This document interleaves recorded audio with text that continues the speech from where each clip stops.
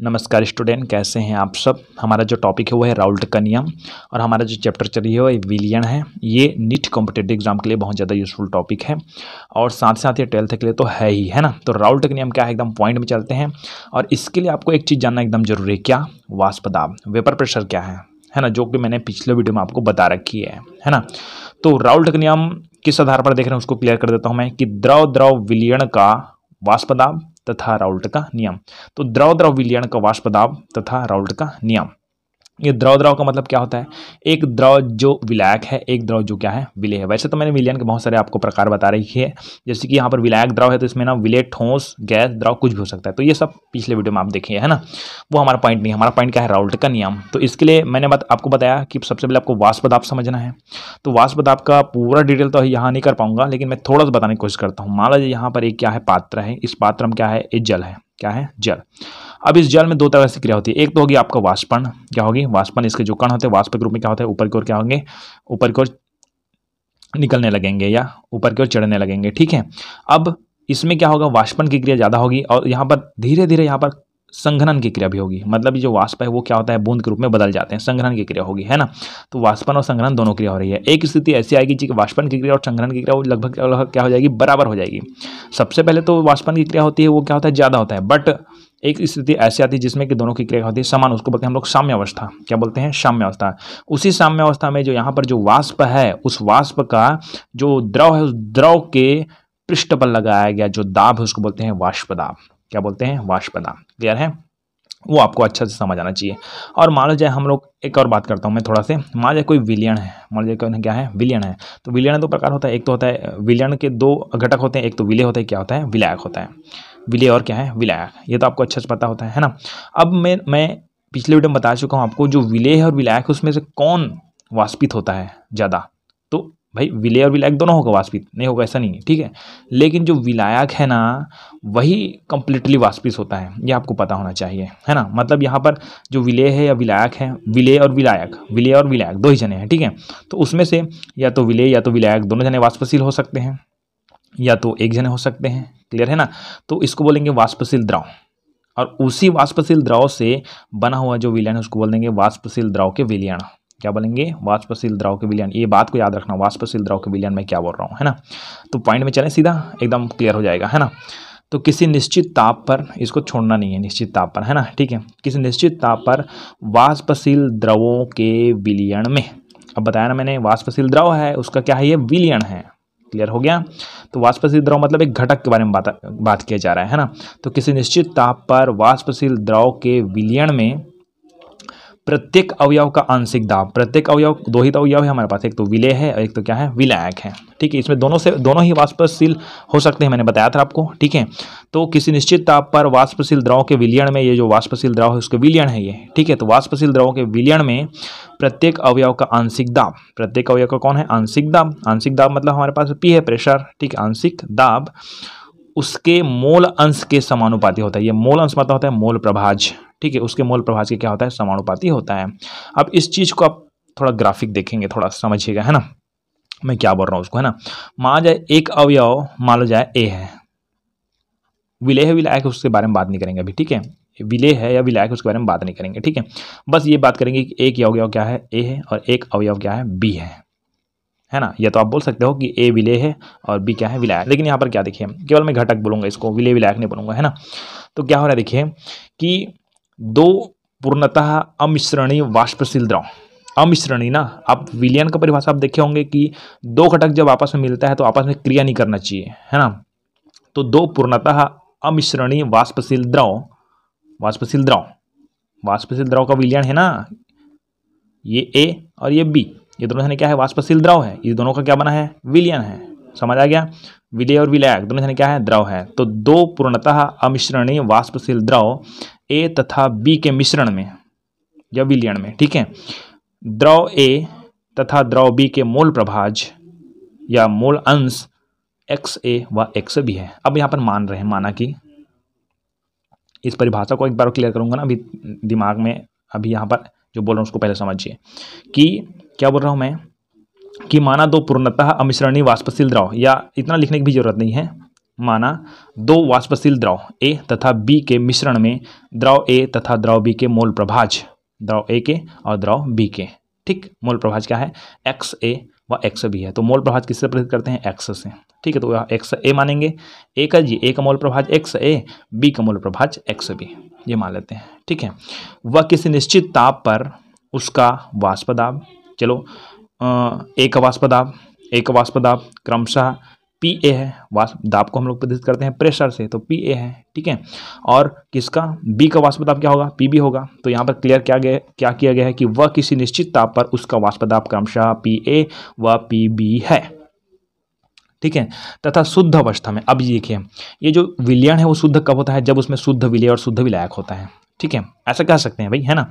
तो क्या होता है कि सबसे पहले जब ये A है वो विलयन में नहीं जाया रहेगा, उसके पहले क्या रहेगा, ये भी शुद्ध रहेगा, विलेय है वो, ठीक है, या तो विलायक है, घटक बोलूंगा मैं, बार बार विलेय बोल देता हूँ। तो यहाँ पर A है वो शुद्ध रहेगा और B क्या रहेगा, शुद्ध रहेगा, शुद्ध अवस्था में रहेगा।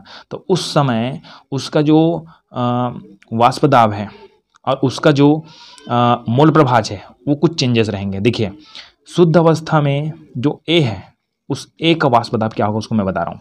पहले तो नॉर्मल अवस्था में क्या बताया मैंने, उसका वाष्प दाब क्या है, PA और PB है, ठीक, नॉर्मल अवस्था में।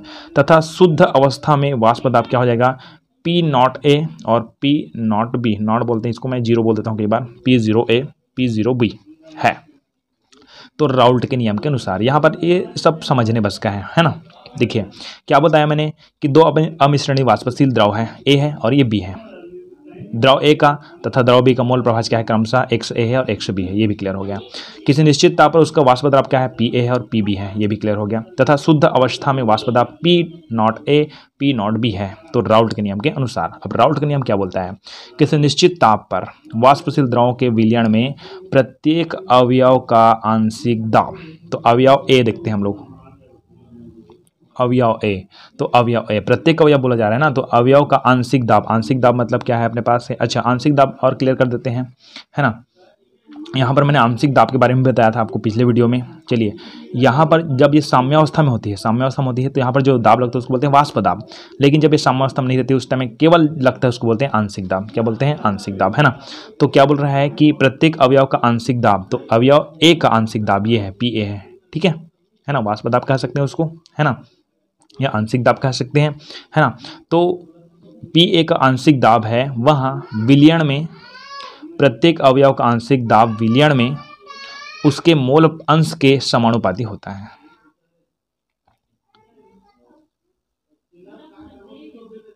उस अवयव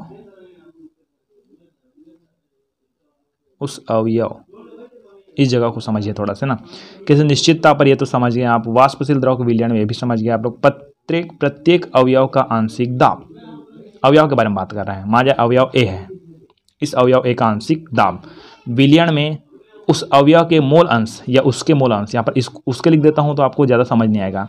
मैं किसके बात कर रहा हूँ, उस अवयव के बारे में बात कर रहा हूँ। प्रत्येक अवयव का जो आंशिक दाब है, ये प्रत्येक अवयव उसका आंशिक दाब है, वहाँ विलयन में उस अवयव के मोल अंश के समानुपाती होता है। उस अवयव के मतलब वही अवयव ना, P एक अवयव है, उसका मोल प्रभाज कौन है, XA है, ठीक है। तो इसका जो आंशिक दाब है, PA का जो आंशिक दाब है, वहाँ XA उसी के मोल प्रभाज उसके क्या होता है, समानुपाती होता है, ये समानुपाती का चिन्ह लगा हुआ है, ठीक है। यही बताया जा रहा है कि निश्चित ताप पर वाष्पशील द्रवों के विलयन में प्रत्येक अवयव का जो आंशिक दाब है वहाँ विलयन में उस अवयव के मोल अंश के समानुपाती होता है, या उसके मोल अंश के समानुपाती होता है ना। तो ये यहाँ पर लिखा हुआ है, ये क्या है आपका मोल अंश है और ये क्या है आपका आंशिक दाब है, ठीक है, इसका दाब है बोल सकते हैं, है ना। ये दोनों क्या है, समानुपाती होता है, ठीक।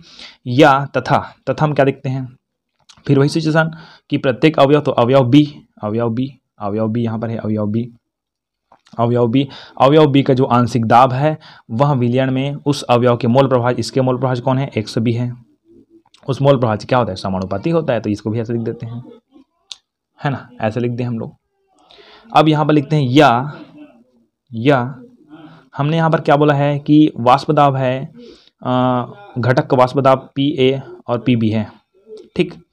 बट शुद्ध अवस्था में, यही अब PA है वो शुद्ध अवस्था में हो तो उसका वाष्प दाब क्या होगा, उसका वाष्प दाब हो जाएगा P0A P0B B का। तो यहाँ पर देखो P = XA dot P A not ये घटक का वाष्प दाब है और ये उसी घटक का शुद्ध अवस्था में वाष्प दाब है ना। और ये क्या है? मोल प्रभाज्य। अब ये मत कर देना पी नॉट ए समानुपाती X A, P equal to है X A dot P A naught, P not A. उसी तरह पी बी इक्वल टू, ये आपको अभी समझ नहीं आएगा, अभी मैं इसको निकाल कर दिखाता हूँ ये कैसे आता है करके। अभी केवल इतना जानिए, या तो ये लिखो या तो ये लिखो। उसके बाद या तो P A equal to X A dot P not A और पी बी बराबर हो जाएगा X B P B P not B, है ना। ये हो गया। अब इस जगह को मैं बताता हूँ थोड़ा सा कैसे आया। चलो थोड़ा समझना कि हमने क्या बोला है, किसी निश्चित ताप पर वाष्पशील द्रव के विलयन में प्रत्येक अवयव का आंशिक दाब, प्रत्येक अवयव का आंशिक दाब, जैसे कि प्रत्येक अवयव, एक अवयव ले लेते हैं हम लोग पी ए ले लेते हैं, पी ए का जो आंशिक दाब है वहाँ, पी ए का जो आंशिक दाब है वो क्या होता है, इसको ऐसे कर देते हैं, हाँ, पी ए का जो आंशिक दाब है वहाँ किसके? मोल प्रभाज्य ए कि क्या होता है? समानुपाती होता है। इसको ऐसे इसमें भी बना सकते हैं पी बी समानुपाती एक्स बी करके, ठीक है, दोनों में से किसी एक को बना सकते हैं, है ना। ये तो हो गया। तो आपको पता होगा कि पी ए समानुपाती घटाने के लिए हम लोग के स्थिरांक लेते हैं, के एक्स ए, ये हो गया ना, ठीक। अब इसको मैं मानता हूँ समीकरण फर्स्ट, हर चीज़ को ध्यान सुनिएगा तब से क्लियर होगा, ठीक है। पी ए एक्स ए ये हो गया राउल्ट के नियम के अनुसार, यहाँ पर हम लोग के स्थिरांक मान लिए, ठीक। अब ये तो हो गया नॉर्मल किसके लिए? विलायक और विलेय के लिए, घटक के लिए। ये या तो विलेय या तो विलायक, ये विलेय होगा या तो ये विलेय होगा, या तो ये विलायक होगा या तो ये विलायक होगा। तो मैं एक में देख रहा हूँ घटक मतलब घटक, ठीक। तो मान लो जाए ये कौन सा अवस्था है? विलयन में घुलित अवस्था है। पी ए और पी बी है, जब घुल गया तब की बात है, उसकी वाष्प दाब, है ना। और शुद्ध विलायक का जो वाष्प दाब है वो कैसे निकलता है? उसका वाष्प दाब क्या बताया था मैंने आपको? पी नॉट ए बताया था, है ना। तो आप ये बात पहले समझिए आप लोग कि हमारे पास शुद्ध ये पी ए है वो कौन सी अवस्था में है? जब अशुद्ध अवस्था में, अर्थात कहा जाए विलयन में चला गया है, घुल गया है, वो क्या हो गया है? घुल गया है, तब की इसके वाष्प दाब है। और पी नॉट ए है वो कब की वाष्प दाब है? जब ये कौन सा अवस्था में था? अकेला था और शुद्ध अवस्था में था, ठीक है। जो विलायक है वो शुद्ध अवस्था में था, उस टाइम उसका क्या था? वाष्प दाब था। ये दोनों ने क्या है? बराबर है, क्या है? बराबर। ये वाष्प दाब है, ये भी वाष्प दाब है, ठीक है, उसी विलायक का जी, ठीक है। तो इसको समीकरण 2 मान लेते हैं, ठीक। उसके बाद है ना एक चीज आपको अच्छा जानना चाहिए कि शुद्ध अवयव है ना, शुद्ध अवयव है ना, उस शुद्ध अवयव का जो मोल प्रभाज्य है, मोल प्रभाज्य है, मतलब एक से ए मोल प्रभाज्य है ना, तो कोई भी शुद्ध अवयव उसका मोल प्रभाज्य क्या होता है? एक होता है। इसको आपको अच्छा से पहले से याद रहना चाहिए, मोल प्रभाज्य एक होता है ना। तो देखो समीकरण 1 है ना एवं समीकरण 2 से, समीकरण में क्या है? पी ए इक्वल टू के मोल प्रभाज्य ए, ठीक। तो इस पी ए की जगह मैं लिखता हूँ, पी ए के बराबर कौन है? पी नॉट ए है, ठीक है। तो इस पी ए की जगह लिखता हूँ मैं पी नॉट ए, हो गया इसकी जगह बराबर, इसकी जगह कुछ नहीं लिख सकता ना, है ना। के की जगह क्या लिख सकते हैं? कुछ नहीं लिख सकते हैं, रहने दो, है ना। और देखो एक्स ए, इस एक्स ए की जगह क्या है? एक्स ए का मान कितना है? 1, यहाँ पर डॉट 1, तो यहाँ इधर पक्षांतर हो जाए, कहीं भी करो कुछ नहीं होगा, ठीक है। के का मान कितना क्या निकल गया? केवल पी नॉट ए निकल गया, ठीक है। पी नॉट क्या निकल गया? ए निकल गया। इसको हम लोग समीकरण 3 मान लेते हैं, ठीक। अब यहाँ पर देखिए के का मान समीकरण 1 में रखने पर, समीकरण 1 क्या था? समीकरण 1 ये था कि पी ए, ये पी ए दिख रहा है, पी ए इक्वल टू के एक्स ए, ये था समीकरण ए। इसमें मान रख दो के का मान, तो पी ए इक्वल टू के का मान क्या है? P not A into X A का मान मत रखना भी, ठीक है। तो ये आपको प्राप्त हो गया, है ना। तो P इसको ऐसे भी लिख सकते हैं कि P A equal to X A dot P not A, ऐसे लिख सकते हो, ठीक है। तो यही मैंने यहाँ पर लिख रखी है आपके लिए, देखो P A equal to X A P not A, दिख रहा है, P A equal to X A dot P not A, ठीक। तो ऐसा मत लिखना, बता देना ये वाला क्या बोलते हैं, पी नॉट ए समानुपाती एक्स ए, ये गलत है, ठीक है, ये आएगा ही नहीं, है ना। तो ऐसा आता है, ठीक। लेकिन यहाँ पर पी ए समानुपाती एक्स ए आता है, ठीक है। पी नॉट ए वाला समानुपाती इसके साथ नहीं है, उसका संबंध इस तरह से है, P A equal to X A dot P not A, ठीक। उसी तरह से इसमें भी आएगा सेम, आपको बताया था ना मैं कि ये वाला इसमें ऐसा आया, इसमें ऐसा आया नहीं जी, तो इसमें भी तो सेम ऐसे ही आएगा ना, ठीक है। तो उस जगह क्या हो जाएगा, बस इतना चेंज होगा कि P B equal to X X X B dot P not B, ऐसा आएगा, है कि नहीं, ये आएगा। तो इसलिए यहाँ पर ये लिखा हुआ है, ठीक है। तो अभी मैं जो ऊपर में लिखा हूँ उसको भी आप यहाँ पर उतार सकते हो, इस जगह आप क्या कर सकते हो, उतार सकते हो, ठीक। ओके, यहाँ तक तो आपको क्लियर कर लेना है ना। अब थोड़ा सा आगे और बढ़ते हैं राउल्ट के नियम में। अच्छा, मैंने राउल्ट की एक और परिभाषा यहाँ पर लिख रखी है ना, जो परिभाषा आपको अच्छा लगे उसको ही लिखना। किसी निश्चित ताप पर किसी विलयन के किसी भी वाष्पशील अवयव का, किसी भी वाष्पशील अवयव, यहाँ पर ए बी दोनों क्या है, अवयव है। तो किसी निश्चित ताप पर किसी विलयन के किसी भी वाष्पशील अवयव का आंशिक दाब, आंशिक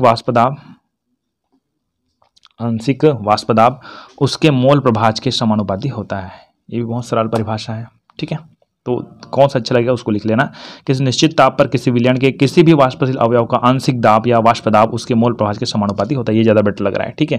लेकिन ये सिस्टमेटिक है, पुस्तक के आधार पर ये नॉर्मल है, ठीक है। इसको हमारे आधार पर कह सकते हैं ना। चलिए आगे हम लोग चलते हैं और पॉइंट में। ये क्लियर हो गया आपको, यहाँ तक तो करना ही करना है, लिखना है यहाँ तक, ठीक है। इसको रफ कार्य जो किया उसको लिख सकते हो, नहीं तो चल जाएगा, ठीक है। अब देखिए, यदि निकाय का समान ताप पर कुल दाब P है, कुल दाब कैसे, मान लो जाए मेरे पास एक डब्बा A है जिसमें एक अवयव भरा हुआ है, एक डब्बा B उसमें B अवयव भरा है। अब ये बड़ा डब्बा उसमें मैं डालता हूँ किसको, A को भी डाल देता हूँ, B का डाल देता हूँ, ठीक है। तो A B का दोनों का दाब आ जाएगा, एक का दाब A था, दूसरे का दाब B था, तो A B हो जाएगा। तो दोनों का दाब लेंगे तो क्या हो जाएगा, A B हो जाएगा। उसी तरह एक का दाब P A है, एक का दाब P B है, दोनों का वाष्प दाब बताया ना मैंने, ठीक है, P B है। तो अब दोनों का वाष्प दाब कैसे निकलेगा, कुल वाष्प दाब P equal to P A plus P B, ये समझ आया आपको। ये पूरा है कुल दाब, ये पहले अवयव का, ये दूसरे अवयव का, पहले अवयव दूसरे अवयव का, दोनों का दाब है, उसको जोड़ देंगे तो कुल दाब आ जाएगा, ठीक है। ओके, मतलब विलयन का आ जाएगा, किसका आ जाएगा, विलयन का। जो पी है वो वाष्प दाब किसका है, एक घटक का है, मतलब विलय या तो विलायक का, ठीक है। ये किसका है, दूसरे घटक का है। अब मैं एक कुल दाब बोल रहा हूँ, मतलब पूरे विलयन का दाब है वो, ठीक है। तो विलयन का दाब के है तो डाल्टन के आंशिक दाब अनुसार, डाल्टन का आंशिक दाब क्या बोलता है, P equal to P A plus P B, ये आंशिक दाब है नियम अनुसार, किसके नियम अनुसार, डाल्टन के, ठीक। तो P equal to P A plus P B. तो इसको कैसे कर सकते हैं, देखिए पी ए का मान क्या है, पी ए का मान हमारे पास है X A dot P not A, ये है नहीं, ठीक। और पी बी का मान क्या है, पी बी का मान मैं आगे बताऊंगा अभी, ठीक है। अभी केवल पी ए का मान दिखें तो पी बी का मान भी यहाँ यूज़ होगा, लेकिन यहाँ पर देख लो थोड़ा सा, क्योंकि पी बी यहाँ भी यूज़ होगा। कैसे, पी ए का मान कितना है, X A dot P not A, है ना, और पी बी का मान कितना है, X B P not B, ऐसा है। तो क्या हो जाएगा, P equal to P A plus P B, तो पी ए का मान रख दो, पी बी का मान रख दो, ठीक है। तो क्या हो जाएगा, पी ए का मान क्या है, X A dot P not a, एक इसका मान पी ए का मान, जी पी ए का मान यहाँ पर दिख रहा है, यहाँ पर देखो। और पी बी का मान कितना है, X B P not B, ये है अपने पास, क्लियर है।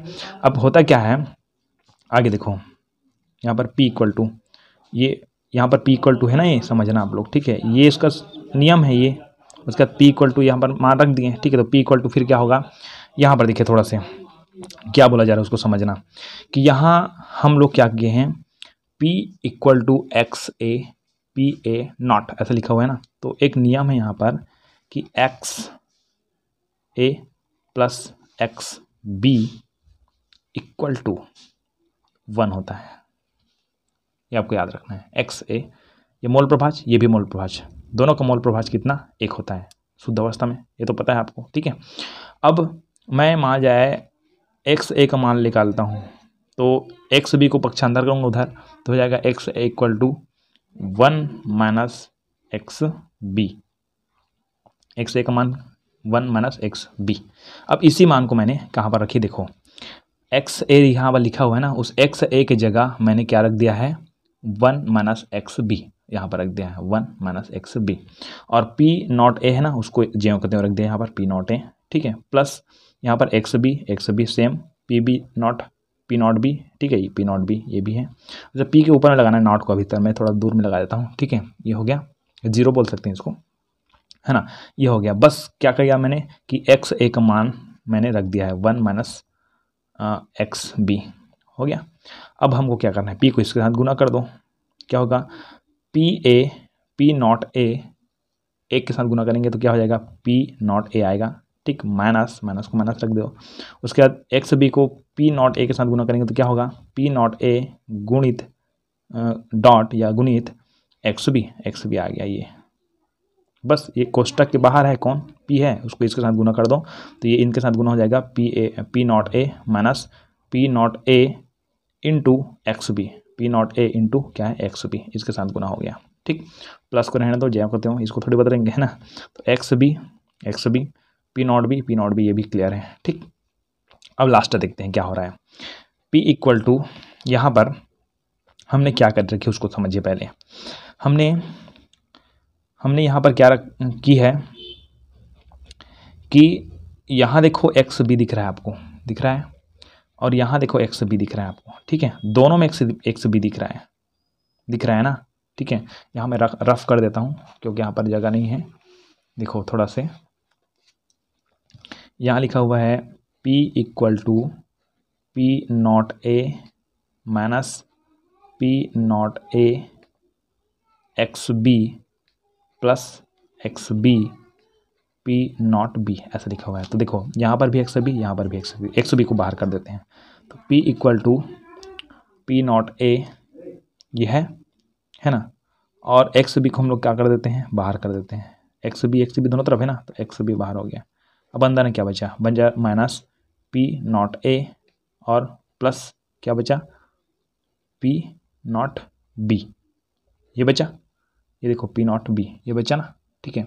अब इसको करना क्या है, इसको ऐसे कर दिया गया है कि P equal to P not A plus X B, ये माइनस को अंदर कर दिया है तो ये पी नॉट बी सामने आ गया है, P not be minus P not a, ऐसा है। ये अपने को एक सूत्र प्राप्त हो गया, ठीक, यही सूत्र आपको यहाँ पर लिखा गया है ना, ये हो गया। इतना लिखना है, लिख देना, नहीं लिखना तो भी चलेगा, नहीं लिखना चाहिए, है ना, ठीक है। उसके बाद ये इसके लिए तथा ये पी ए के लिए निकाला मैंने, ठीक है, पी बी के लिए भी निकाल सकते हो, तथा पी इक्वल टू किसके लिए पी बी नॉट सेम ऐसे जाएगा प्लस एक्स, यहाँ पर देखिए एक्स ए आ जाएगा। बस मैं चेंज क्या कर रहा हूँ, देखो ए की जगह क्या लिख रहा हूँ मैं बी लिख रहा हूँ, ठीक है, और बी की जगह क्या लिख रहा हूँ ए, पी नॉट बी हो गया, ये इसकी जगह प्लस एक्स बी की जगह एक्स ए, ठीक है, और अंदर में पी नॉट बी की जगह P not A minus P not a की जगह पी नॉट बी, ऐसा आएगा तथा, है ना।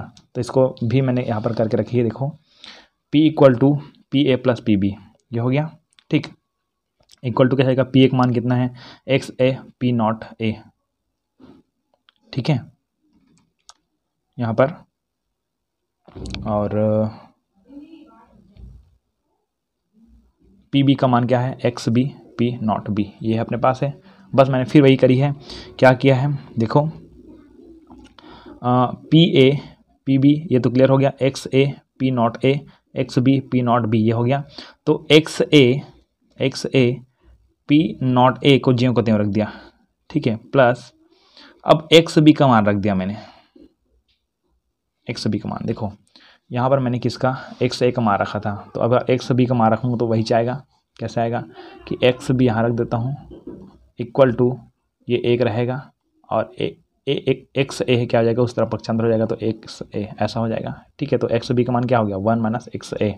ठीक है, तो यहाँ पर वही लिखा गया है 1 माइनस एक्स ए, एक्स बी का मान की जगह। ठीक है, अब P not be same same. ठीक, यहाँ पर देखो तो X A P not a जो कहते उतार दो इधर, इधर देखो तो अब यही क्या करना है, पी नॉट बी को इसके साथ क्या करना है, गुणा करना है। तो ये गुणा करेंगे तो पी नॉट बी आएगा, माइनस एक्स ए के साथ गुणा करेंगे तो P not B into X A आ गया। ठीक, अब क्या करना है अपने को, बस वही सिचुएशन फिर आ गया पहले वाला है ना, कि आप क्या करो, सबसे पहले यहाँ पर हमारे पास क्या क्या है,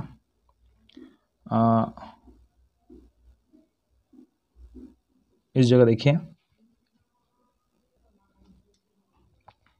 इस जगह देखो x A P not a app लिखा हुआ है ना, तो एक्स ए यहाँ पास भी है और एक्स ए यहाँ पास भी है। एक्स ए को मैं पीछे में लिख दिया हूँ लेकिन यहाँ पर एक्स ए है। ठीक है, तो खाली कौन बचा, ये पी नॉट बी, तो P not be plus x बाहर हो गया, एक्स ए बाहर हो गया, यहाँ से एक्स ए, यहाँ से एक्स ए बाहर हो गया। ठीक, अब बचा क्या, पी नॉट ए यहाँ बचा।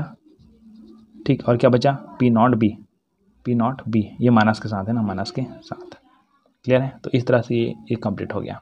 अब ये यहाँ पर इसको लिखने की ज़रूरत नहीं बिल्कुल भी, आप एक बस को लिखोगे है ना। ठीक है, अब आपको थोड़ा सा ग्राफ में समझाता हूँ, ग्राफ में और ज़्यादा क्लियर हो जाएगा आपको, है ना। अब मान लो जाए हम बात करते हैं इस ग्राफ का, मतलब ये है मोल प्रभाज्य या मोल अंश, इधर का पॉइंट मानते हैं ना। तो घटक ए का मोल अंश ए है और घटक बी का मोल अंश क्या है, बी है, एक्स बी, ये तो पता है आपको। और इधर को हम लोग मानते हैं क्या, वेपर प्रेशर, वाष्प दाब है ना। तो अब देखिए, मान जाए घटक ए है, वो प्रारंभिक अवस्था में शुद्ध रहेगा, क्या रहेगा, शुद्ध रहेगा। तो ये हो गया एक, क्या हो गया, एक। शुद्ध अवस्था में उसका एक्स ए इक्वल टू क्या रहेगा 1। क्यों, मैंने आपको शुरू में बताया था शुद्ध अवस्था में उसका मोल प्रभाज है, वो कितना होता है, एक होता है कोई भी। ये अगर नहीं मिला हुआ है तो शुद्ध अवस्था में कौन, जो एक घटक है, घटक ए का मोल प्रभाज एक है। क्यों, क्योंकि ये शुद्ध अवस्था में है। ठीक है, अब इसमें धीरे धीरे कोई चीज़ क्या किया जाएगा, मिलाया जाएगा। क्या किया जाएगा, मिलाया, किसको, घटक बी को, घटक किसको मिलाया जाएगा, बी को। तो धीरे धीरे मिलाएंगे तो देखो शुद्ध अवस्था में मोल प्रभाज एक होता है, और उसे मिलाते जाएंगे तो मोल प्रभाज क्या होता जाएगा, कम होता जाएगा। ठीक है, क्योंकि इसकी मात्रा कम होती जाएगी ना, किसी चीज़ को मिलाएंगे तो ठीक है, इसकी मात्रा कम होती जाएगी और मोल प्रभाज कम होती जाएगी, और ये हो जाएगा आपका एक्स ए का मान यहाँ पर हो जाएगा आपका 0, क्या हो जाएगा 0। ठीक, अब हम लोग बात करते हैं एक्स बी की, किसकी बात करते हैं, एक्स बी। तो देखो यहाँ से एक्स बी को मिलाते जाएंगे, यहाँ एक्स ए है और यहाँ पर एक्स बी है, तो एक्स बी को हम लोग मिलाते जाएंगे, तो एक्स ए का मान तो कम होते जाएगा, बट एक्स बी का मान बढ़ जाएगा। तो एक्स बी का मान क्या रहेगा, एक रहेगा।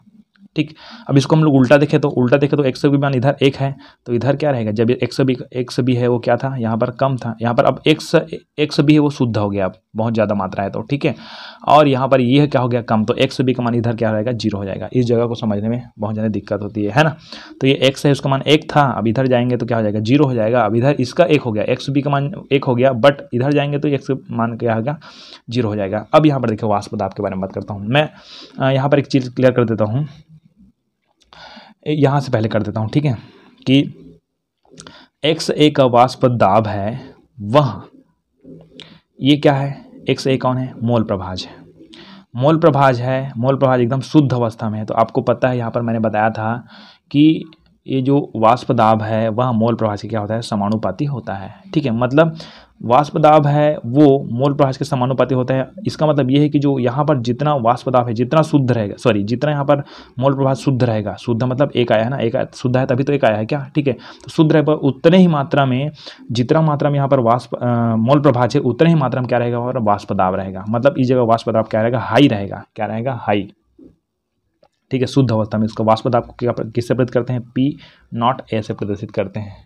ठीक है, तो इस जगह इसका वाष्प दाब खतरनाक था, इतना था। ठीक है, और इधर क्या हो जाएगा, कम हो जाएगा। या तो इधर से देखें तो क्या हो जाएगा, इधर इसका वास्प दाब कम है, ये देखो जीरो है, और इधर क्या होता जाएगा, ऐसे बढ़ते जाएगा। देख कई जने टीचर क्या बता देते हैं, इधर से ऐसे उतार देते हैं, वो भी सही है। कई जने क्या बताएं, इधर से ऐसे ऊपर चढ़ा देते हैं कि इधर जीरो था बेटा और इधर से आगे जा रहा है, मतलब क्या हो रहा है, बढ़ रहा है। कन्फ्यूजन यही से दूर होता है बच्चों का, सॉरी दूर नहीं होता है, यहाँ से और कन्फ्यूजन बढ़ जाता है। एक जन सर ने इसे नीचे से बताया, एक जन सर ऊपर से बता रहा है, बात समझ आ रही है। तो यहाँ पर ये जीरो है भाई, जीरो से ऊपर की ओर से बताऊंगा, ठीक है ना। अगर यहाँ से बताऊंगा तो इसका जो वाष्प दाब क्या था, बहुत ज़्यादा था।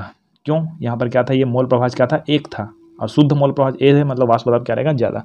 मतलब ये धीरे धीरे सनय क्या होते जाएगा भाई, कम होते जाएगा।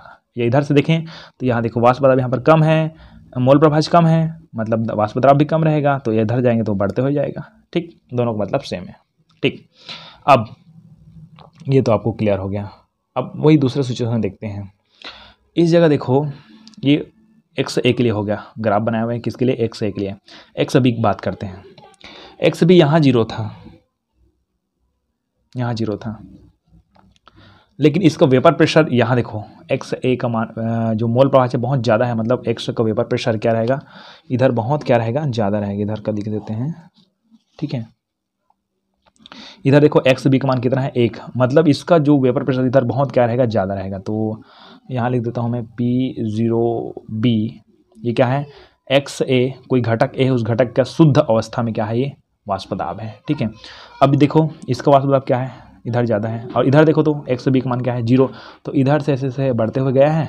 ठीक है, या बोल सकते हैं कि उधर से क्या होता रहा है, घटते हुए क्या हो रहा है, आ रहा है। ठीक, तो ये हो गया आपका PA, ये हो गया शुद्ध अवस्था में हो गया। कौन सा था, P0A शुद्ध अवस्था में वाष्प दाब हो गया। लेकिन यहाँ पर ये दोनों जने मिल रहा है, मतलब ये PA क्या हो गया, कौन सी अवस्था में, विलयन अवस्था में उसका वाष्प दाब, किसका, घटक A का। इधर P0B किसका है, एक घटक B का शुद्ध अवस्था में वाष्प दाब है, लेकिन जब ये मिलता है तो इसका वाष्प दाब PB ये हो जाता है। ठीक, ये हो गया कंप्लीट। ठीक है, अब आपको पूछा जाता है यहाँ पर बताओ, क्या बोला मैंने, क्या डाल्टन के नियम अनुसार P इक्वल टू क्या होता है, PA प्लस PB। तो PA का मान यहाँ है, PB का मान यहाँ है, दोनों को जोड़ेंगे तो यहाँ पर जो मान प्राप्त होगा वो हो जाएगा आपका P equal to PA plus PB का मान। इस ग्राफ का मतलब यही होता है। ठीक, तो इस तरह से आपका ये कंप्लीट क्या, राउल्ट का नियम। और इस समीकरण में एक चीज़ और क्लियर कर देता हूँ मैं कि राउल्ट के नियम के में कुछ निष्कर्ष प्राप्त होते हैं, किससे हमको क्या निष्कर्ष होता है। ठीक है, तो उसको मैं समझाऊंगा नहीं, बस मैं यहाँ पर स्क्रीन में दिखा देता हूँ कि यहाँ पर राउल्ट के समीकरण के निम्नलिखित निष्कर्ष क्या हुए, प्राप्त हुए।